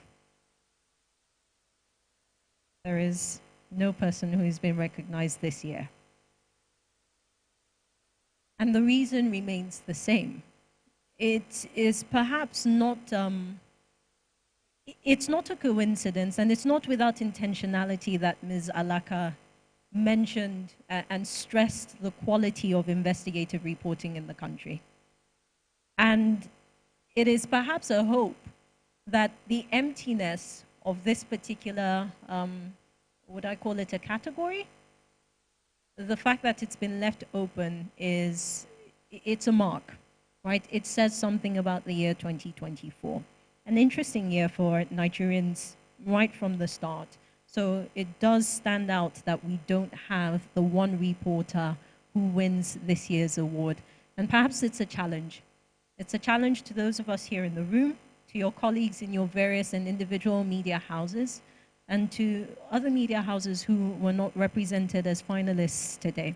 So we look forward to 2025, where perhaps the quality will be improved upon. A round of applause for our judges. It goes without saying, I must stress that integrity is very important, and the simple fact that they maintained, there were a lot of hmms in the room when I said that there was no winner. So you will go away with it today and say that there was no winner at this year's Wole Soyinka Awards for Investigative Reporting. No overall winner, pardon me. Right? So you will remember Ms. Stella Din Jacob, who led the judges this year. So again, we look forward to next year. Now, our next category of awards are the honorary awards, right? And before I go into what would be reading the citations of our awardees, I'm going to give a little context into each of these awards. There are two awards that will be given this night. The Anti-Corruption Human Rights Defender Award. This award was instituted in 2009 by the Center in collaboration with some civil society organizations in honor of a Nigerian individual or organization that has been deemed to be of outstanding character and who has a public record of stance against corruption. The award has been previously given to Malam Nuhu Ribadu, this was in 2009, posthumously to Chief Gani Fawemi in 2010, Justice Kayode Eso in 2011, Alhaji Balarabe Musa in 2012, Dr. Chidi Odinkalu in 2013, the Socio-Economic Rights and Accountability Project in 2014, Professor Tahiru Jega in 2015, the Public-Private Development Center in 2016. In 2017, it was given to Dr. Obiageli Ezekwesili, and in 2018 to Waziri Adio. The human rights specialty of the Anti-Corruption Defender Award was introduced in 2019 by the Wole Soyinka Center for Investigative Journalism and awarded to an individual or organization consistent in the defense of human rights and freedom of the oppressed. The first human rights specialty of the Anti-Corruption Defender Award was presented to Amnesty International Nigeria. In 2020, the first Wole Soyinka Center for Investigative Journalism Human Rights Defender Award was presented to Mr. Femi Falana, Senior Advocate of Nigeria, human rights activist, and constitutional lawyer. It was presented to him for his notable work in the defense of human rights, for being the voice of the voiceless, and for realization of human rights in Nigeria. In 2021, Clean Foundation was presented with the award in recognition of its dedication to police reform and human rights defense in Nigeria, and the great contribution of its founder, the late Innocent Chukwuma. In 2022, the Human Rights Defender Award was presented to Dr. Abiola Akiode Afolabi, while Professor Lai Osho was honored posthumously with the award in 2023. Our second award, our second honorary award this evening, is the Wole Soyinka Lifetime Award for Journalistic Excellence. This was introduced in 2007 to honor those who have done or are doing great exploits in the media profession as an inspiration for the present and the future. It has been given previously in 2007 to Alhaji Babatunde Jose, in 2008 to Malam Adamu Chiroma. In 2009, it was given to Dr. Christopher Kolade. Dr. Doyin Abiola received the award in 2010, Mr. Lanre Idowu in 2011, Mr. Benson Idonije in 2012, Ms. Amma Ogan in 2013. In 2014, it was received by Mr. Ademola Oshinubi. Ms. Bimbo Oloyede received the award in 2015. Mr. Kabiru Yusuf in 2016. In 2017, Mr. Edetaye Ojo, Mr. John Momo in 2018, Mr. Sumi Smart Co in 2019, Lade Bonola in 2020, Ms. Josie Ajiboye, veteran cartoonist and painter in 2021. In 2022, Ms. Stella Den Jacob, news director, TVC News at the time, and Professor Lai Osho posthumously in 2023. These awards represent the Wole Soyinka Center's commitment to transparency and accountability, inspired by the timeless words of Wole Soyinka himself. Tonight, we celebrate the exceptional efforts of journalists who work tirelessly to create meaningful change in our society. Now, it was very important to go through the history of the awards, right? It gives you a sense of the other people whom tonight's recipients are joining. And this year, the Human Rights Defender Award will be presented posthumously to Dr. Beko Ransom Kuti.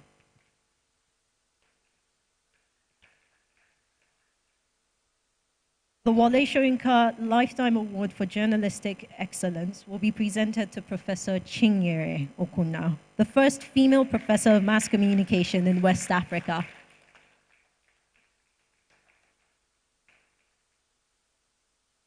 So, I have the pleasure of reading their citations. And I implore you to listen very carefully. I will come to it in a moment, right?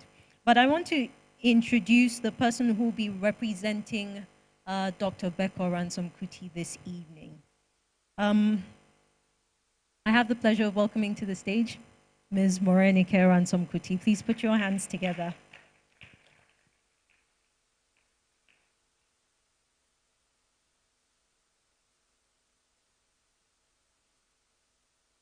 Now, she will stand while I read Dr. Ransom Kuti's citation, but you won't be standing alone. To present this award this evening is Lemi Olalemi. Please welcome Mr. Olalemi to the stage.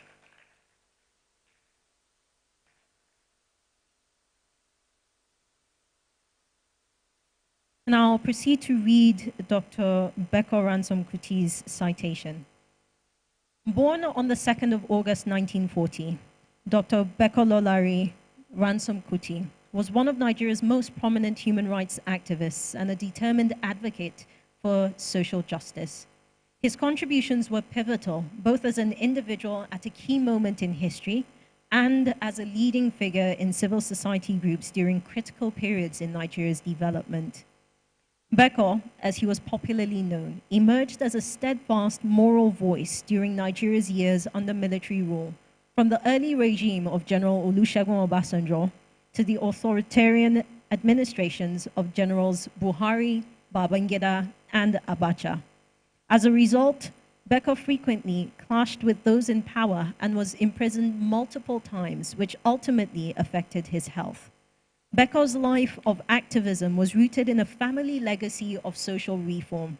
His father, Reverend Israel Oludotun Ransom Kuti, founded the Nigerian Union of Teachers to advocate for better schools under colonial rule.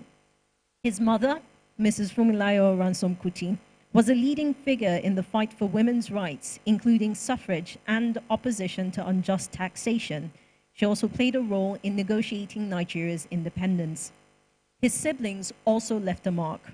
Bella and Nikolakbo Kuti used Afrobeat music to challenge oppression, while Professor Olikoye Ransom Kuti dedicated his life to improving healthcare in Nigeria. Beko's cousin, Nobel laureate Professor Wole Soyinka, has been a consistent voice for freedom and justice for decades. Educated in Abeokuta Grammar School, Coventry Technical College, and the University of Manchester, where he studied medicine and led Nigerian students as their president, Beko combined his professional expertise with a passion for activism. His activism became even more prominent following the annulment of the June 12, 1993 presidential election. Beko was a key figure in the opposition movement, organizing protests and campaigns within and outside Nigeria to demand a return to democratic governance. His efforts led to his arrest and imprisonment for life by the Abacha regime in 1995, after being accused of involvement in a coup plot. He was released in 1998 following General Abacha's death, having spent 3 years in prison. Despite these ordeals, Beko remained steadfast in his commitment to justice and democracy. He was deeply involved in initiatives such as the Pro-National Conference to explore Nigeria's governance structure and the development of mechanisms to support the nation's growth. Dr. Bekololari Ransom passed away on the 10th of February 2006, aged 65, from lung cancer at the Lagos University Teaching Hospital. In recognition of his extensive involvement in the fight for democracy and the rights of the people, the Wole Soyinka Center for Investigative Journalism hereby honors Dr. Beko Ransom Kuti with the posthumous 2024 Human Rights Defender Award by the Wole Soyinka Center for Investigative Journalism.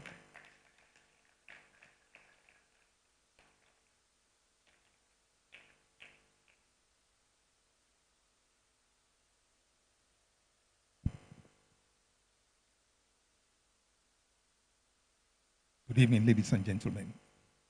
People will be wondering why the award for journalistic excellence for Beko Ransom Kuti. Is he, I mean, human rights defender. And is he a journalist? Is he a media person? But I remember that if there is anybody that stands out as a symbol of courage and fearlessness, it's Dr. Beko Ransom Kuti. I remember in 1994, March 1994, he called me on the phone and said, "Let me, it's here." And I was wondering, what's the object? When I got to him, it was the transmitter for the underground radio station that sent Abacha running out of the country. Beko Ransom Kuti, man of courage. A fearless man. But interestingly, while I was running the radio, I was using the pseudonym Greater Tomorrow, GT. But the military went after GT, GT Ogunye. They arrested him, thinking that he was the man who was working with Beko Ransom Kuti. It's a great honor, a great joy for me today to give Ransom Kuti's blood this award. Congratulations.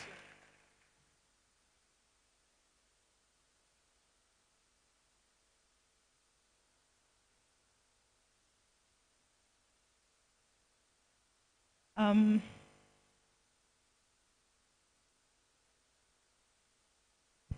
I have the pleasure of inviting to the stage the recipient of the second honorary award this evening. Please join me in welcoming to the stage Professor Chinyere Okunna.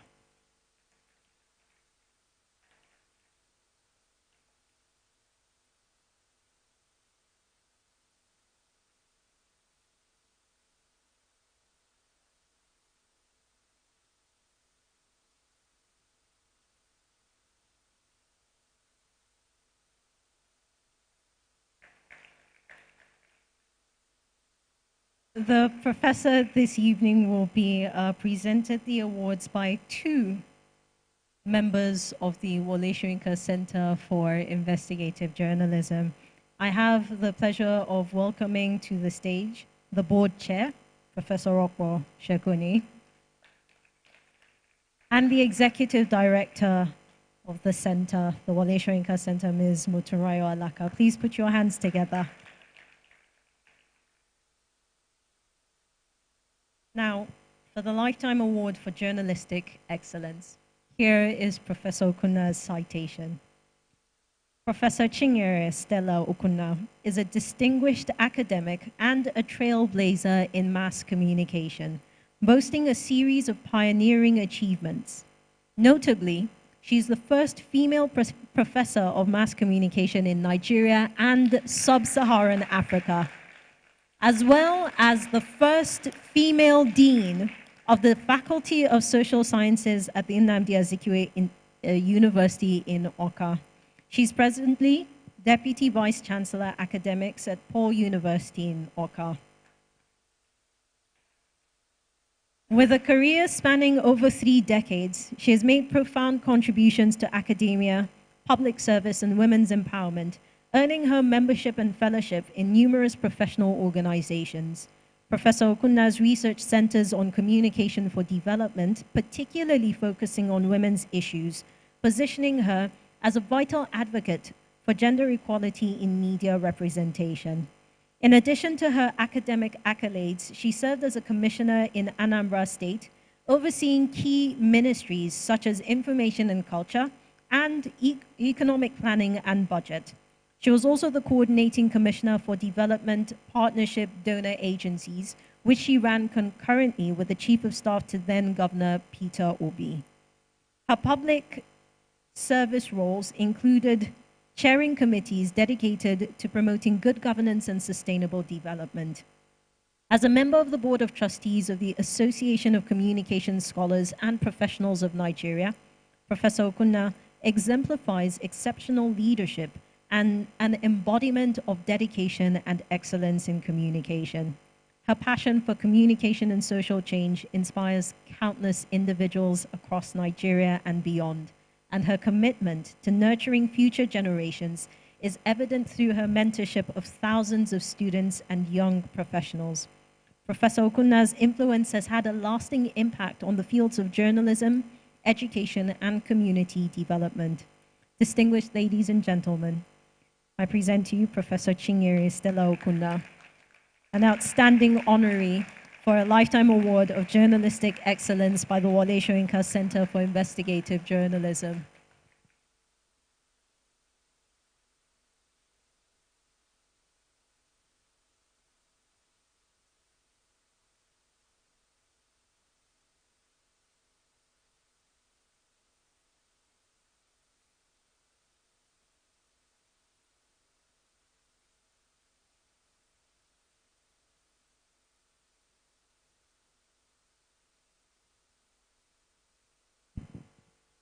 Thank you very much.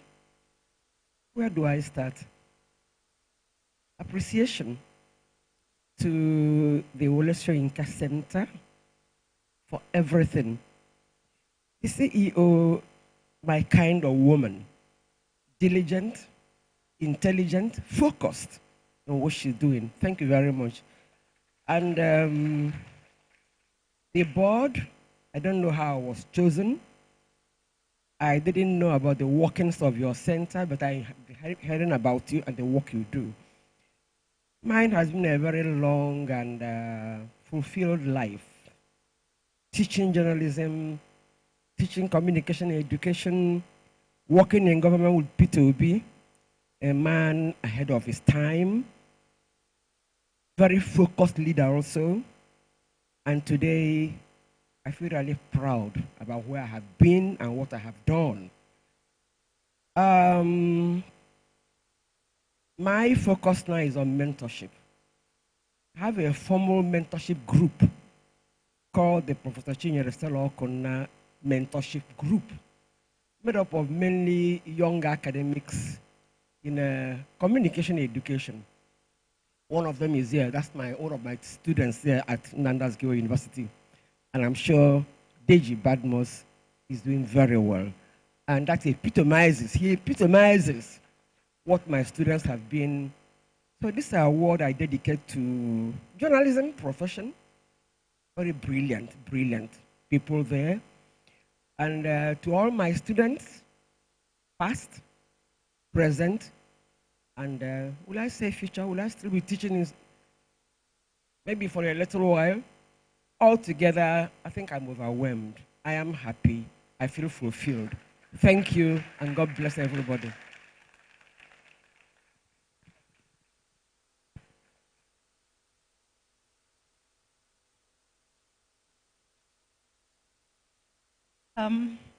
I'm struck by, really, legacy is the word, right? And our honorary awardees today, they embody that. In many ways, younger generations in Nigeria seem to miss the point that if you stretch a hand, you will touch decades of history in the person of, in this case, let's talk about Dr. Beko Ransom Kuti, who would have been, what, 84 this year had he still been alive. But decades of history in one person. And now we have Professor Okonna, right? First female professor of mass communication, not just in Nigeria, but in sub-Saharan Africa. We underestimate what this history unfolding before our eyes really means. Because there are countries who are 200 years old that look back and they tell you that the people who first broke those glass ceilings were from 300 years ago, 1,000 years ago, 2,000 years ago. But we're lucky. We're lucky to have centers such as the Wole Soyinka Center for Investigative Journalism who recognize these people while they live and breathe, while their memories are still fresh, while their immediate legacies, their families are still with us, so that their stories are told. Thank you so much, Professor Okonna, Ms. Morenike, for representing Dr. Beko Ransom Kuti. We have come to what is the end of the awards for this evening, but there are still things to be done. I would like to call all the award recipients up on stage because there are photographs to be taken. Please, please, and please. And just to let you know that once these photographs are taken, you will still need to wait behind because there's an order of these photos, order of pictures that will be taken once again, and we'll call you in individual categories. So if I could have all the award recipients up on stage, but also joining them is, and please by all, Ms. Morenike, I would call you on stage as well. Also joining them, the board members of the Wole Soyinka Center for Investigative Journalism, the judges for this year's awards, the presenters, everyone who presented an award on stage, please, if you could come up.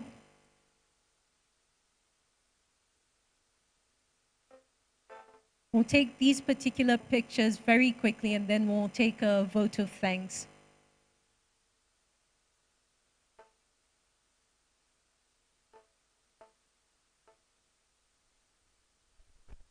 If we could have the photographers.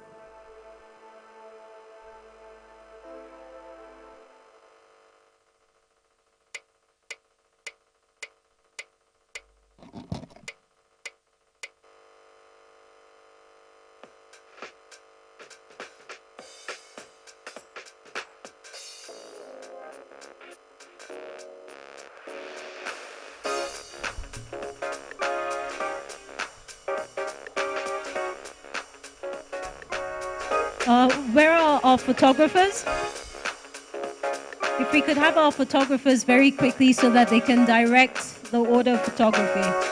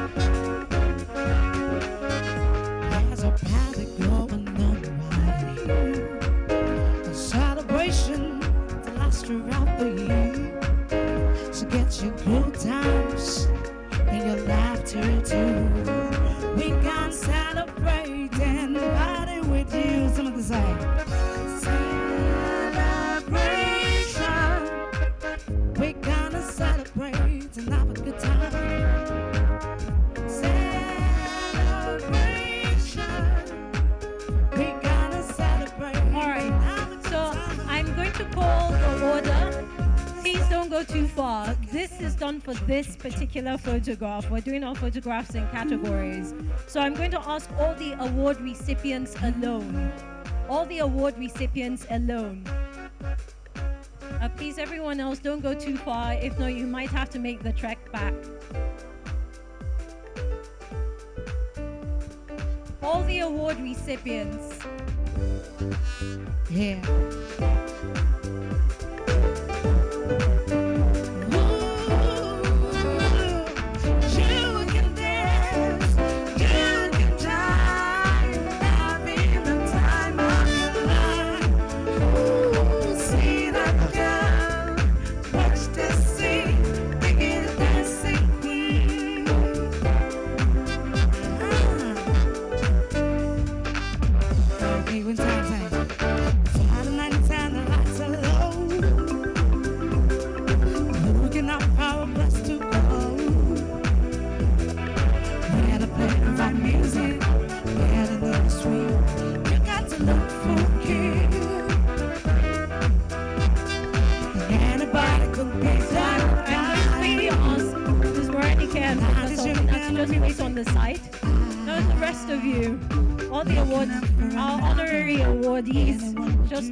And then we'll have you alone. Same positions. Yes. You are a dancing queen, young and sweet, only 17. Dancing queen, feel the beat from the tambourine. Oh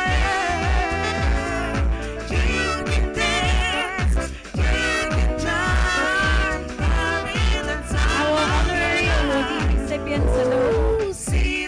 Thank you guys. You will still be called up shortly, so please stay close by. He's on a star music.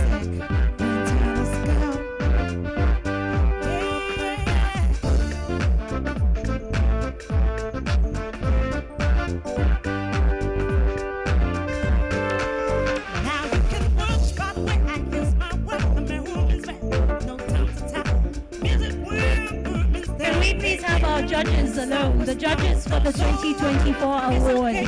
The judges. Miss Din Jacobs, it seems like you're the only one here.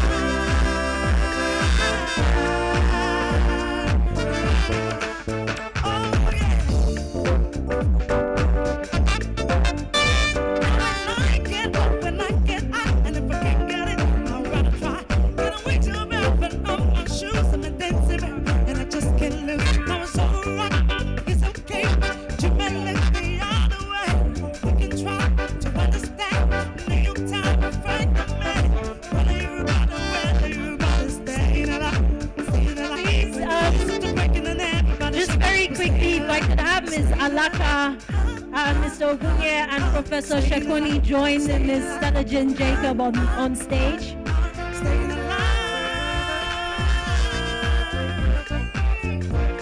All right, so joining them on stage are all the Merit Award winners for every single category, our Merit Award winners.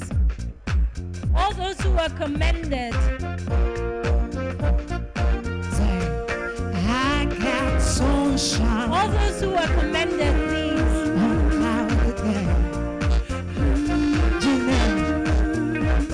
When it's cold outside,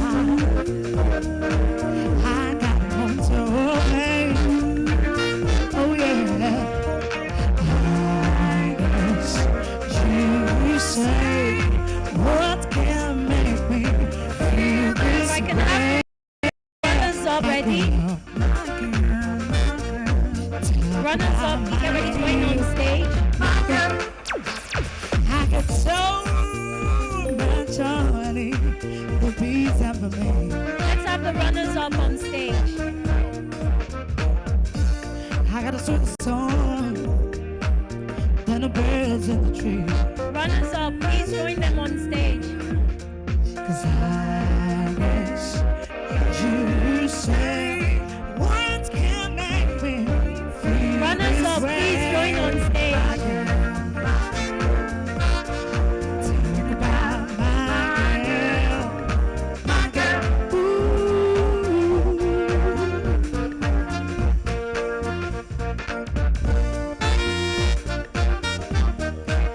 Yeah, yeah, yeah. Yeah, yeah. Ooh.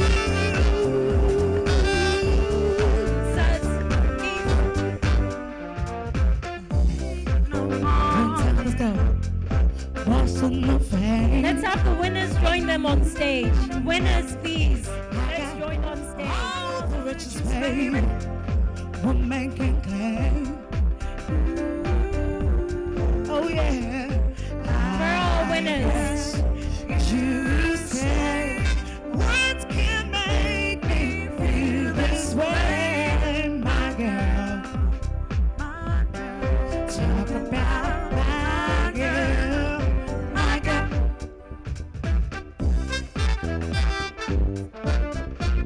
Boogie, woogie, woogie. Yeah, yeah. When times go, hey, a celebration time. You can feel it, it's electric. You can see Stop of the Soyinka Center for Investigative Journalism. Ooh, we're shaking. If we can have the stop of the Soyinka Center for Investigative Journalism. She's just got the boogie. You gotta feel it, it's electric. Boogie, woogie, woogie. But you can see it, it's electric. Boogie, woogie, woogie. Why you know we stand? Yeah, and everywhere. I got to move. I'm going unfighting fire. I got to choose. And from the music, I just can't hide. Thank you very much. Thank you. Thank you. All right. Please remember, as we're taking our photographs, use the hashtag WSAIR2024. Please remember to use the hashtag. All right. At this point, I have the pleasure of welcoming for a vote of thanks the Executive Director and Chief Executive Officer of the Wole Soyinka Center for Investigative Journalism. Ms. Alaka will be sharing final remarks with us this evening. Please put your hands together as she returns. Thank you so much, Nabila. I think I'll start by thanking Nabila for being a great host this evening. Can we give her a round of applause? Thank you so much, Nabila. That was a fantastic work. So just to thank you all for coming. Have a very wonderful night rest. We wish you safe journeys back to your homes, and other parts of the country where you've come from. And I want to thank our board again for the immense support that we get. They are family, so we look forward to seeing you at other events, even after now. It has been great to learn from these board members over the years and to indeed gain family over the years. Thank you so much. Thank you to all the award winners. We thank our funders again. Next year, we are going to be 20. So here is me, thank you, calling ahead, calling ahead for all the support that we can get. We have since 2010 maintained the international study tour. It has become extremely expensive for us to maintain, but we continue to struggle through to ensure that we expose our journalists internationally. So we're calling for support for next year, even to get to countries in, let me not even go far, to go to Abuja now. We know what's the flight cost.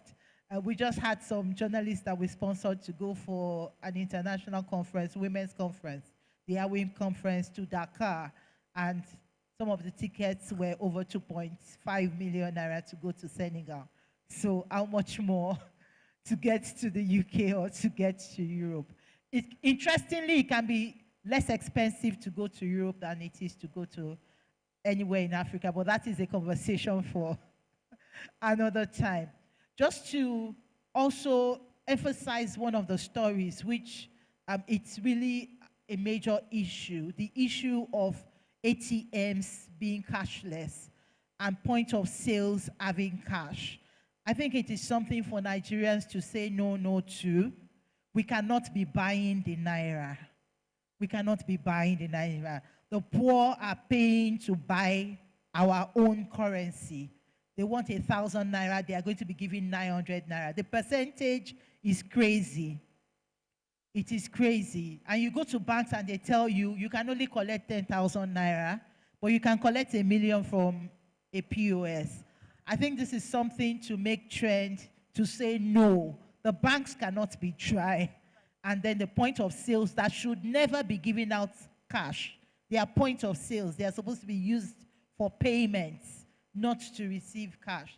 So I just want us to pick up the issues that have been highlighted and actually engage with them as active citizens. I will wish you a very wonderful night rest and safe journey back to your homes. Thank you.